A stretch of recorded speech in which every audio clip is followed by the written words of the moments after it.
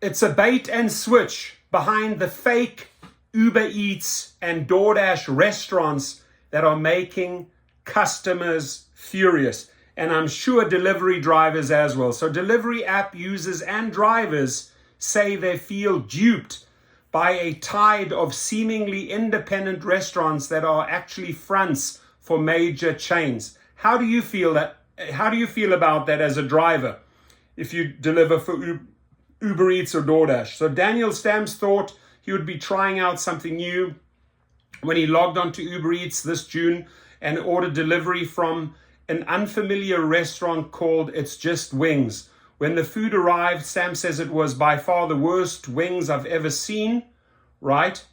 It was cold, it was soggy, right? And people really feel duped by this, right? So more puzzling, however, was the fact that they came in a box from Chili's Grill and Bar, a mid-market chain restaurant owned by Texas-based Brinker.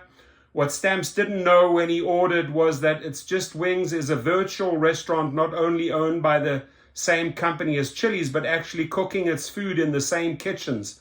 I hate Chili's. I know Chili's wings are awful. I would never knowingly order from Chili's, the 30-something American software engineer tells The Independent. And yet, while fully convinced I was shopping elsewhere, I ordered from Chili's. To me, it's a clearly deceptive, disgusting business practice.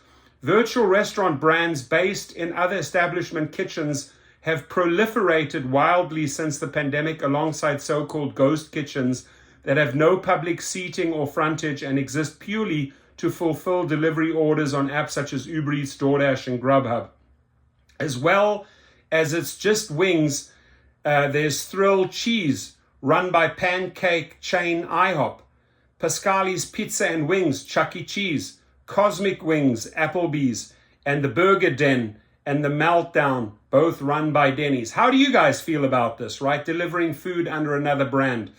Celebrities have also lent their image to virtual restaurants such as Mariah Carey's Cookies, Guy Fieri's Flavor Town, and the now relatively famous Mr. Beast Burger, founded by YouTuber Jimmy Donaldson, aka Mr. Beast. Owners and app companies often describe virtual brands as a way for existing restaurants, right?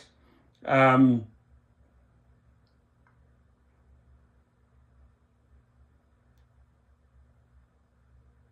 social media, consumer outrage about virtual restaurants has grown since the start of the pandemic. So how do you guys feel about that, right? When you actually delivering food, knowing that something else is behind it. Here it says, here you can read that message there, that tweet. It says, scrolling through DoorDash when I notice a couple new restaurants, their food looks familiar. After a Google, I learned that existing restaurants are making virtual restaurants to try and trick us into buying their food thinking is something new, right? So it is a complete bait and switch. I can completely understand where this individual is coming from. Here, this other one here, it says IHOP. It says, IHOP, you kidding me? Thrill Cheese, you don't have to trick people to eat IHOP. Whoever came up with this needs to be fired. Tricking people on Uber Eats, right? So they're getting very, very creative, tricking the consumer and also tricking the driver, because you don't want to face a pissed off individual when you're delivering their food, right? Not a smart idea. I genuinely thought I was supporting a new small business that opened during the pandemic, not a multi-million-dollar chain that was doing just fine, says the one individual. So I felt very taken advantage of, almost duped, like they were misrepresenting themselves and their product to take advantage of the fact that everyone was stuck at home, so we couldn't physically go check any new restaurants out. So, is Uber Eats and DoorDash facilitating it? Yes. It's a bait and switch, plain and simple. That's what it is, right? Virtual restaurants are not a secret.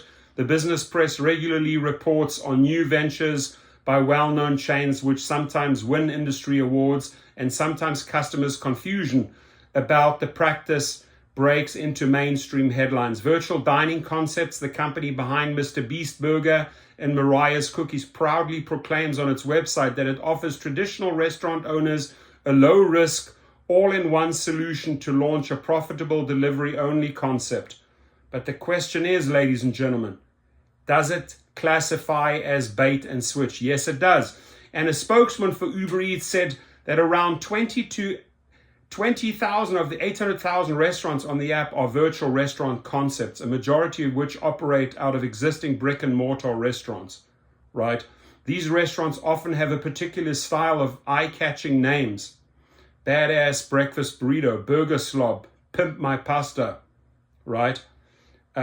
Clearly, however, many customers remain unaware of the practice. On Reddit and Twitter, there are countless stories of people feeling confused by virtual restaurants and ghost kitchens, which many users lump together under the latter term. I understand the use of ghost kitchens back during the height of 2020, but it's 2022 now, said one user, right? How do you feel about that? If I wanted to order from the kitchen some bad quality chain restaurant, then I would order from that restaurant. If they're going to expand their menu, and then they should expand their menu. This reeks of virtual restaurant, a real restaurant that goes by a different name on Doordash, Uber Eats, to trick buyers into buying from the place they already know. Another tweet, right? In a different discussion in April, one user described how her truck driver husband, who ate Denny's every night while staying in hotels for work, had tried to order a panini from what he thought was a local sandwich shop. When this too turned out to be a virtual brand of Denny's, he wasn't pleased.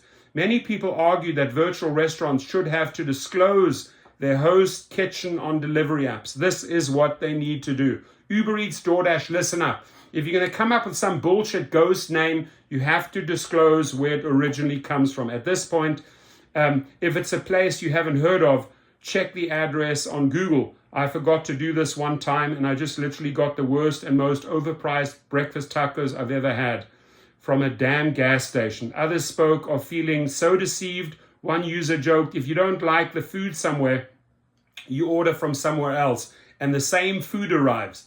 Twilight Zone shit, right? So yeah, I mean, it's not right. It is bait and switch.